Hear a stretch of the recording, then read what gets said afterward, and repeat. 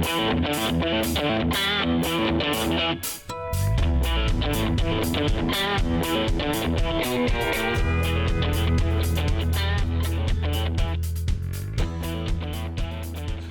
to Private Politics. I'm Jeronimo Cortina, where we prepare you for your next political conversation. And I'm Brandon Rottinghaus, a political science professor here also at the University of Houston. Thanks for hanging out and talking some politics with us. It's going to be a big week. Obviously, lots going on. This is a good week to get ready for our weekend dinner parties, right? Going Super to happy Bowl? hours, the Super Bowl, right? Yeah, time for lots of chatter, because what goes better with football than politics, right? Yes, absolutely. But speaking of football, just the back and forth of it, the real energy on the gridiron, the House is having serious problems getting it together. Now, we hope that our favorite Super Bowl teams don't have the same problems that the Right. House has, because it has been a real disaster going on there. Mike Johnson's role as Speaker, his ascendancy to Speaker, seemed implausible, but now governing is almost impossible. They lost 2 consecutive votes. Now, and I say they, I mean the House Republicans who set up these votes lost 2 consecutive votes. The one we talked about last week was the vote to impeach Alejandro Mayorkas. That obviously by 1 vote failed, and that vote was a Republican, which obviously shouldn't happen. The other was a massive $17 billion aid package for Israel. Jeronimo, tell me what is going on. Why can't the Republicans kind of get the caucus together and pass these things? Governing is hard, and welcome to governing. And you know, it has been one of the most or the least productive Congresses in modern history. And this shows one extreme political polarization. Yeah. Not only between Democrats and Republicans, but also within the Republican Party. Yeah. And these slim majorities, I don't think that they're going to go away. Yeah. And that's the problem, is that they actually, just by quirk of fate here, had several seats that are vacant, right? Yeah. So Kevin McCarthy's seat, the former Speaker of Right. the House, his seat's vacant. George Santos' seat is vacant. Yep. Steve Scalise was actually sadly getting treatment for cancer, or happily getting treatment for cancer, I guess we should say. But obviously that meant that the math changed and you had to keep every Republican in the fold, and they didn't. What's going on? How does this sort of tell us about the future of the Republican Party and their ability to be able to get things done, to brag about something in the 2024 election? They can't. Yeah. I mean, and It's pretty thin. It's pretty thin, and I think that perhaps that's why they're putting all their eggs in the Trump basket, Yeah, right? yeah. Because they can ride those coattails just by the mere fact of, trying to show the American public that, they know how to govern. Yeah. But the fact is that, when you're thinking about public policy, there's no real discussion of public policy. We have seen it on immigration. Yeah. They wanted tougher border control. Well, there you have it. Well, then no. Yeah. When Trump comes in and says, I'm going to blow this up. Yep. And he was very vocal about this, saying, you can blame me for this. He thought it was a good thing, but Joe Biden tweeted out, yes, we're going to do exactly that. Yeah. So obviously that's going to be a battle that comes up. But there are other battles that are definitely taking place and that are related to this, wherein things like national security issues, right? Things Right. like literally trying to manage these conflicts around the country. So the bill to aid Israel obviously went down, like we said, too. This has obvious implications to the national security issues and the kind of U.S.'s role Right. as a superpower.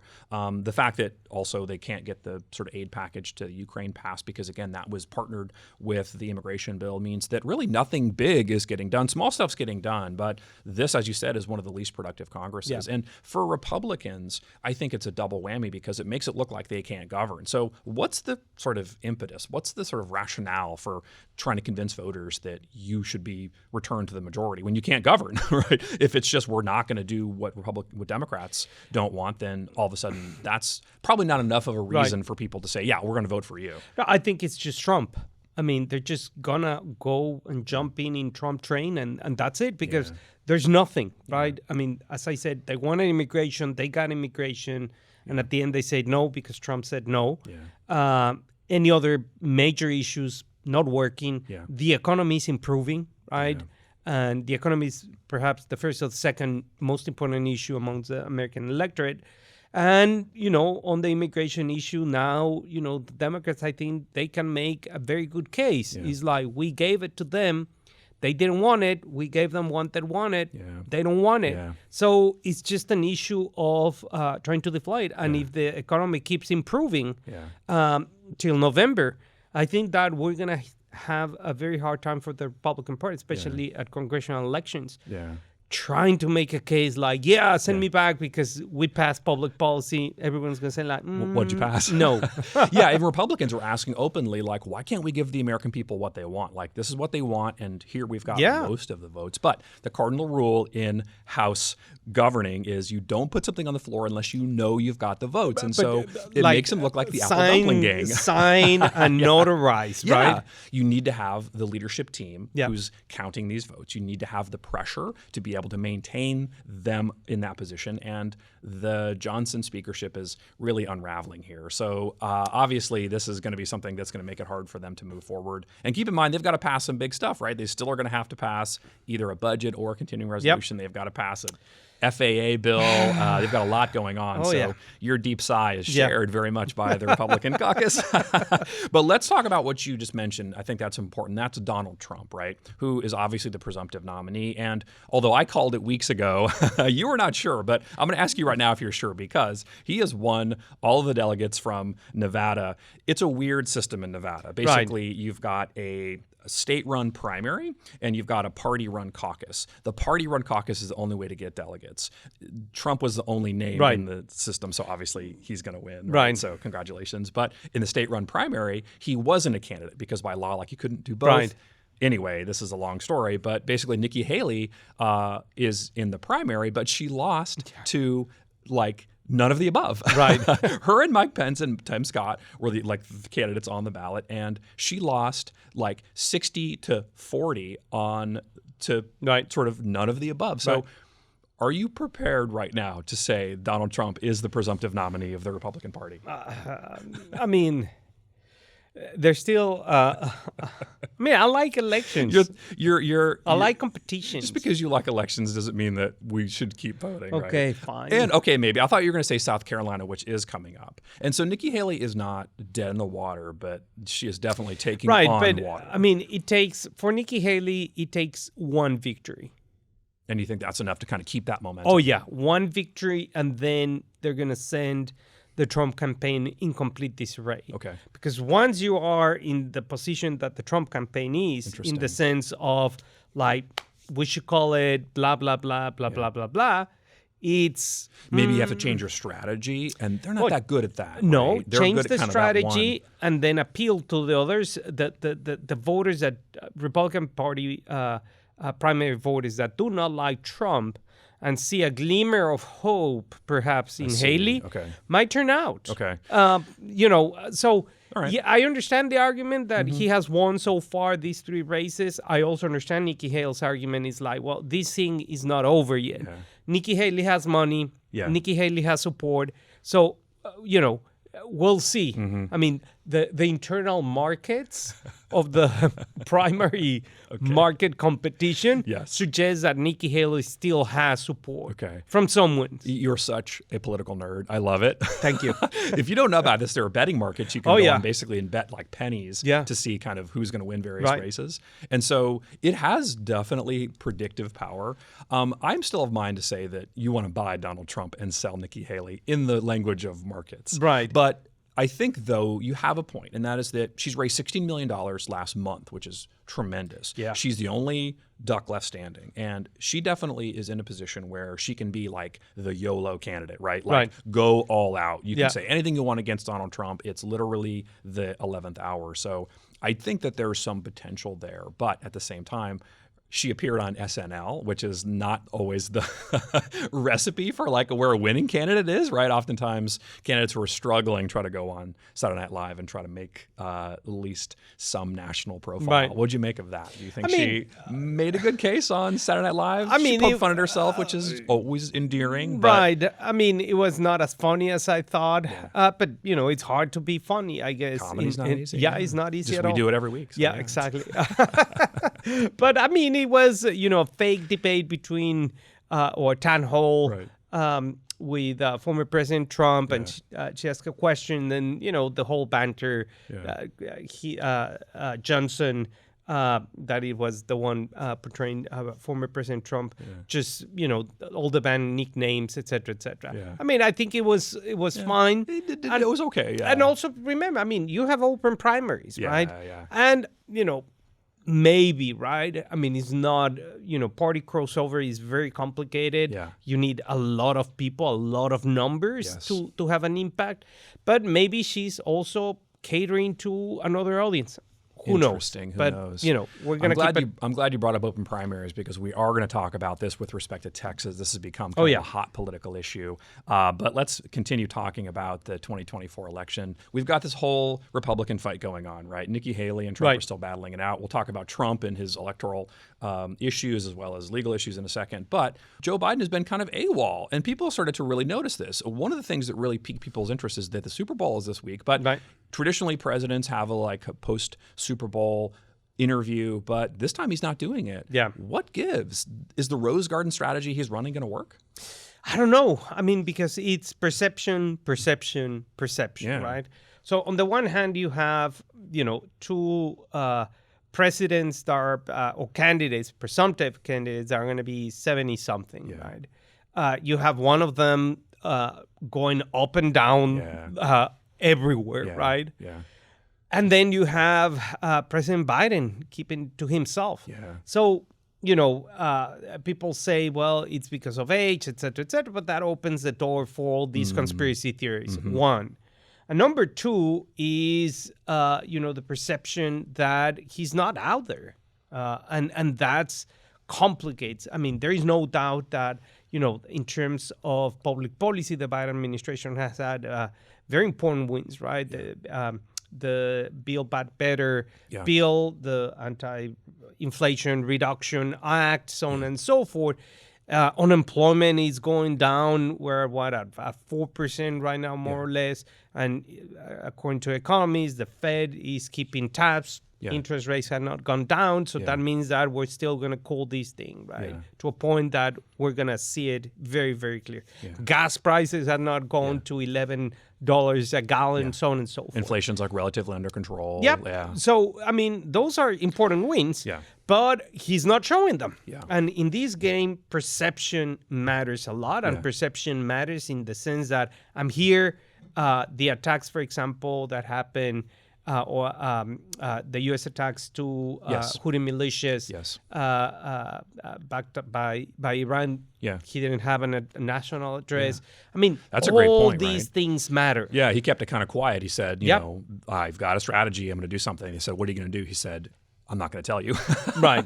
That's not the way presidents are able to kind of leverage the power of the presidency to endear themselves to the American people, right? And although taking advantage of this tragedy isn't the way to do it, obviously presidents have to act presidential if they want to get reelected. But you're exactly right. I mean, some of this, is all in their favor, right? The economy is doing well relatively. This is a sort of major boon for presidents. You've also got, former President Trump in serious legal jeopardy, right? Why is the president not capitalizing on that? Obvious vulnerabilities from the Republican Party in all kinds of things, including what we just talked about, right? It happened just yesterday. So these are all these moments where the Democrats would like to see more offense, and I think maybe we'll see that step up. The only reason I can think they're not is that they want to have the digital and sort of TV buy stuff do all the heavy lifting. They had a $140 million ad buy that's going to really kind of flood the airwaves pre-summer. That's going to help, but I think they also need to have this momentum, right? Because Democrats are really anxious and worried, as we said a couple different times, that frankly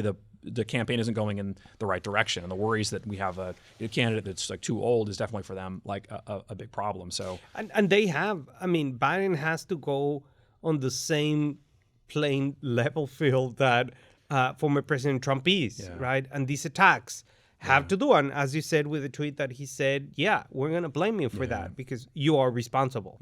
So he has to go there, and he cannot play, as you say, above the fray.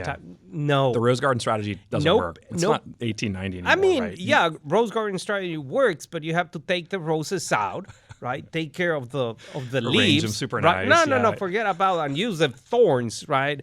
to get into this fight. I mean, Valentine's Day is coming up. You get more flies with honey, right? I think. Maybe not. I don't think You're that like, no. we are in the honey stage right now. This is not a nation that's Yeah. going to be swayed by flowers. Yeah, they like Nope. the thorn. Yep. That's a good point. Maybe that should be the title of your next book. Thank you. I will. I'm actually really interested in that. But let's talk about one specific vulnerability for Donald Trump that the president hasn't been talking about, and that's his legal vulnerability. So a D.C. Circuit Court of Appeals this week ruled that the former president, has no blanket immunity from prosecution for crimes he's alleged to have committed while president. This ruling was pretty airtight, and it's interesting, and I use that exact words because this is the exact words that Al Haig, when he was the chief of staff for Richard Nixon, used when he was referencing what the court held in terms of whether or not the former president had to give over the tapes, Right. which would eventually end Watergate and his presidency. To quote the judges, "We cannot accept former President Trump's claim that a president has unbound authority to commit crimes that would neutralize most of the fundamental checks on executive power." So they have rejected resoundingly the notion that presidents don't have to be prosecuted or can't be prosecuted after they leave office. Yep. Obviously, this opens up the door for President Trump to be prosecuted in sort of the current status, but it also has ramifications for future presidents. And we can't sort of ignore the fact that, this is a long arc of history here. And this country is longer than just sort of what is taking place in today's headlines. And the fact that this is coming down when it is obviously is a problem for Donald Trump, but I think it's a good government ruling. I think it upholds the rule of law and the separation of powers. The most complicated, problematic thing about Watergate was that obviously President Nixon did wrong. The best thing about Watergate was that every other institution in government stepped up. That's the courts, of course, but it's also the DOJ, special prosecutors, even people in the president's party. So we had that moment where the system worked properly and they were able to effectively oust a president who had done wrong.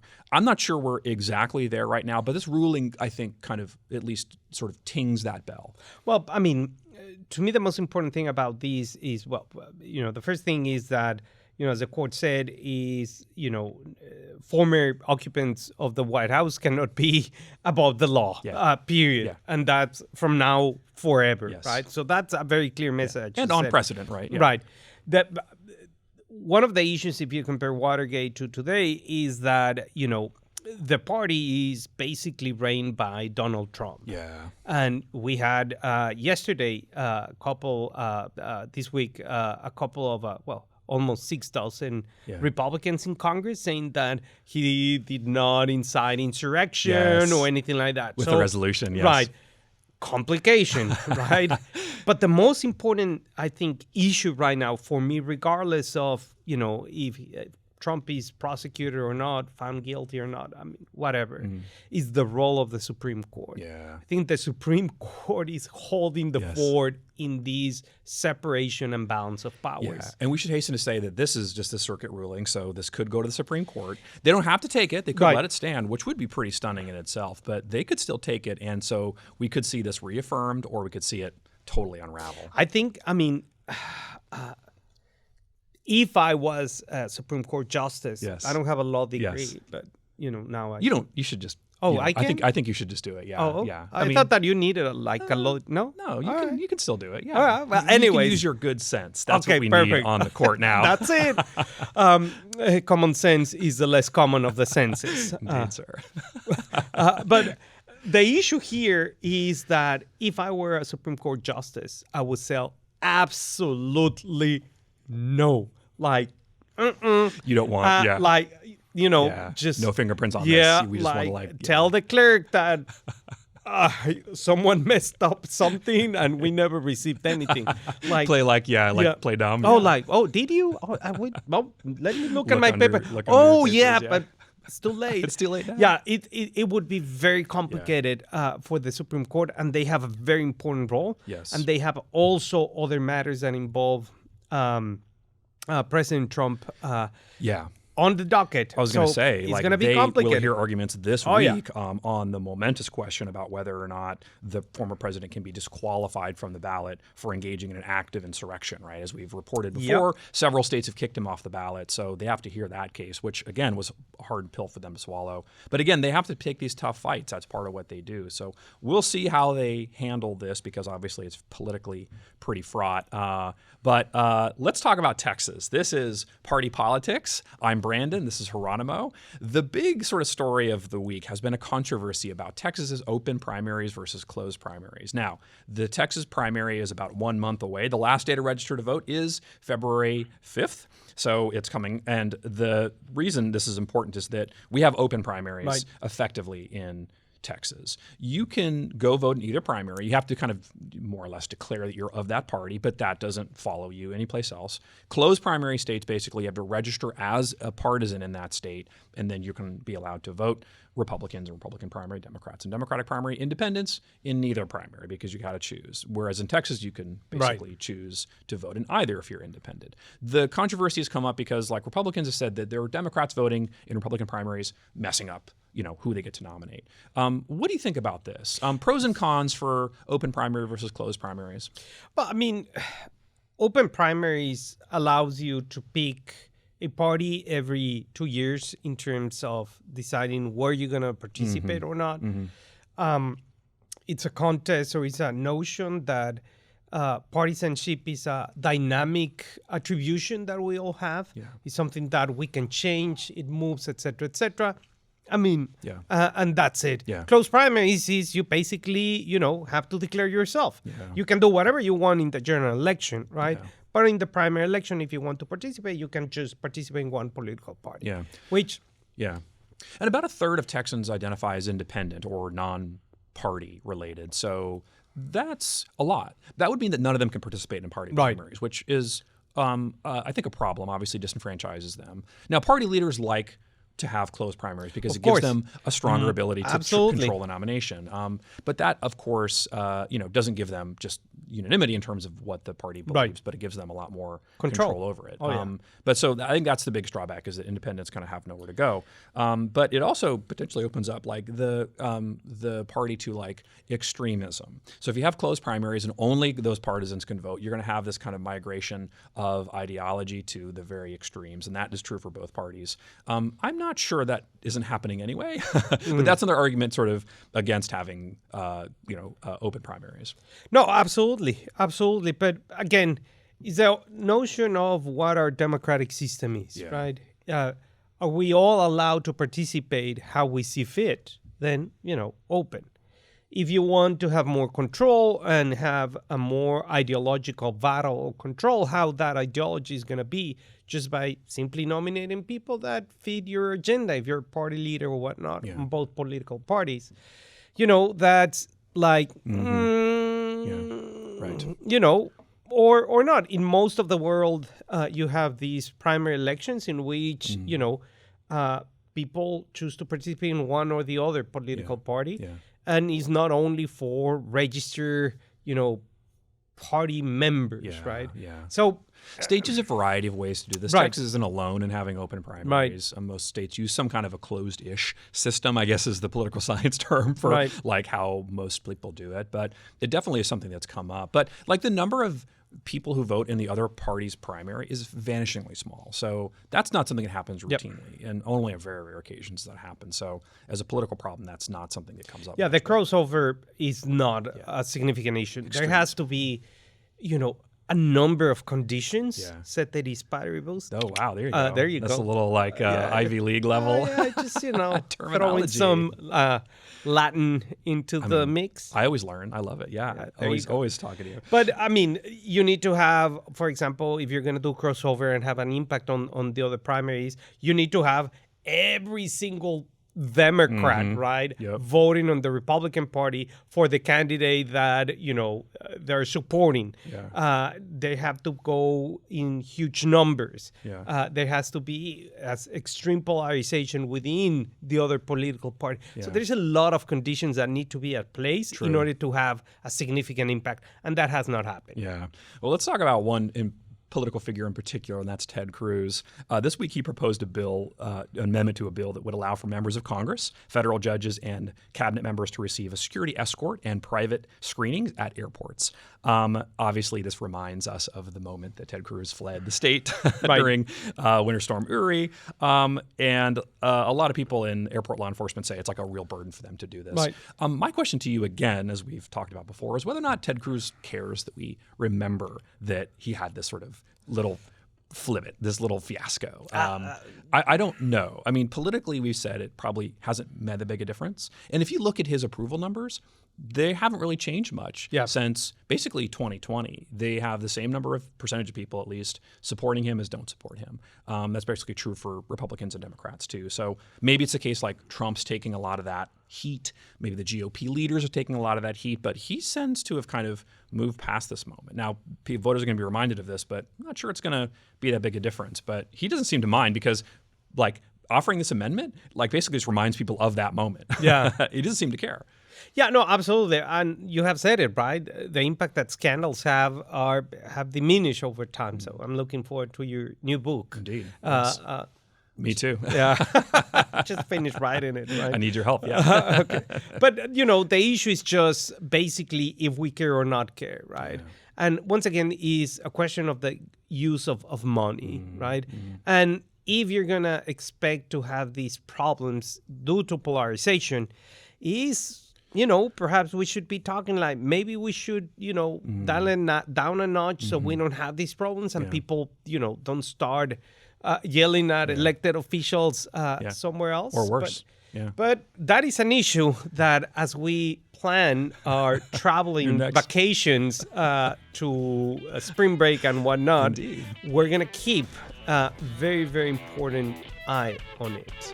I'm Jeronimo Cortina. And I'm Brandon Rottinghaus. The conversation keeps up next week.